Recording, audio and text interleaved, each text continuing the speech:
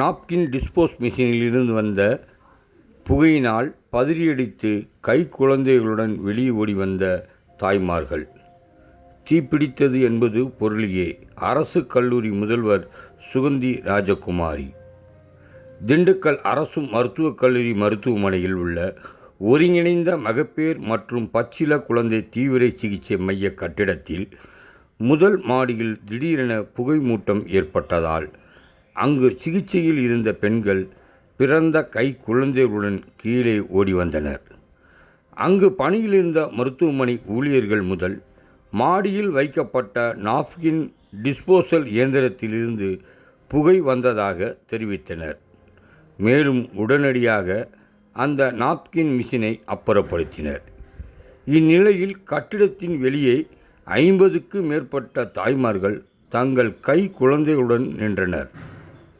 திண்டுக்கல் அரசு மருத்துவக் கல்லூரி மருத்துவமனை முதல்வர் சுகந்தி ராஜகுமாரி இதுகுறித்து செய்தியாளர்களை சந்தித்து பேசும்போது, நாப்கின் டிஸ்போசல் மிஷின் சரிபார்ப்பு பணி இன்று நடைபெற்றது.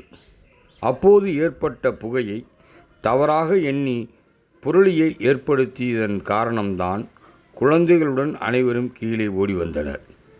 இவ்வாறு ஓடி வரும் பொழுது மைக் மூலம் அறிவிப்பு கொடுத்தோம்.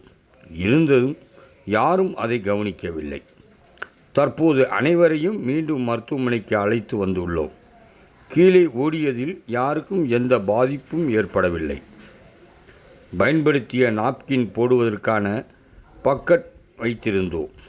ஆனால் சிலர் அதனை கழிவறையில் போடுவதால் அடிக்கடி அடைப்பு ஏற்பட்டது. இதன் காரணமாக தற்போது இந்த நாப்கின் டிஸ்போசல் மிஷினை சரி செய்யும் முயற்சி செய்தோம். மேலும் தற்போது அந்த நாப்கின் டிஸ்போசல் மிஷினை கழட்டி வைக்க உத்தரவிட்டுள்ளேன். தீப்பற்றியது என்பது முற்றிலுமாக பொருளி என அவர் தெரிவித்தார். திண்டுக்கல் அரசு மருத்துவக் கல்லூரி மருத்துவமனை சீமாங் சென்டரில், அதாவது ஓஜி டிபார்ட்மெண்ட்டில் நாப்கின் எரிப்பதற்காக பயன்படுத்தக்கூடிய இந்த மெஷின் இன்றைக்கி எலக்ட்ரீஷியனால் பழுது பார்க்கப்பட்டது.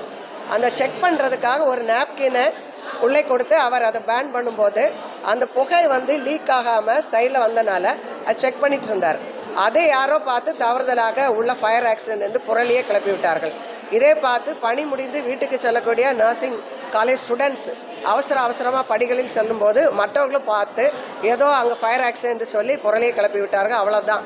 இப்போ அந்த மெஷினை அது கலத்தியே எடுத்தாச்சு, அதை யூஸ் பண்ணல. ஏனென்றால் இந்த நாப்கின்ஸில் பேஷண்ட் டாய்லெட்டுக்குள்ளே போடுவாங்க. அது டாய்லெட் பிளாக் ஆகிட்டே இருந்தது.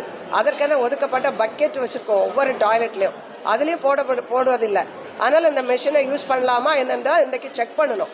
அது செக் பண்ணும்போதும் அந்த புகையை பார்த்து தான் ஒரு புரளியை கிளப்பி விட்டார்களே தவிர எந்த ஃபயர் ஆக்சிடென்ட்டும் இல்லை. அந்த மெஷினையும் எடுக்க சொல்லியாச்சு இப்படி பயப்படுறதுனால. மற்றபடி எந்த ஃபயர் ஆக்சிடென்ட்டும் இல்லை. எல்லா நோயாளிகளும் நல்ல முறையில் தான் இருக்கிறாங்க. அந்த முறையில் இருந்தது, பயன்படுத்தலை. கொஞ்ச நாளாக பக்கெட்லேயே சிஸ்டம் யூஸ் பண்ணிகிட்டு இருந்தோம். ஆனால் அந்த பக்கெட்டில் போடாமல் டாய்லெட் பிளாக் ஆகிட்டு இருக்கனால இதை செக் பண்ணணும். இதை யூஸ் பண்ணி பேன் பண்ணுமா? யூஸ்வலாக எல்லா கல்லூரியிலையுமே இந்த மெஷினை இன்சினரேஷன் மெஷினை யூஸ் பண்ணி தான் பேன் பண்ணுவாங்க. இதை பழையபடி யூஸ் பண்ணுவோமா செக் பண்ணணும். ஏன்னா அந்த புகை வெளியில் போகிறதுக்கு ஒரு இது இருக்குது, புகை போக்கி.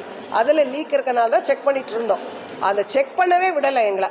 அதை இவ்வளோ கலவரத்தை உண்டு பண்ணிட்டாங்க. அவ்வளோதான், வேறு எதுவுமே இல்லை.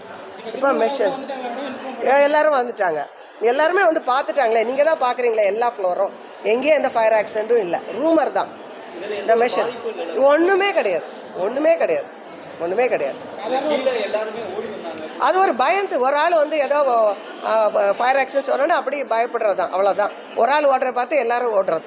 நாங்கள் சொல்கிறத யாரும் கேட்க மாட்டேங்கிறாங்க. மைக்கில் அனௌன்ஸ் பண்ணுறோம், அதையும் கேட்க மாட்டேங்கிறாங்க. புரளியே கிளப்புறாங்க. அவ்வளோதான். மெஷின் தான் இருக்குது. மெஷின் கூட பேனால ஒன்றும் இல்லை, நல்லா தான் இருக்குது. அதனால் நான் களத்தை சொல்லிட்டேன். Okay, thank you.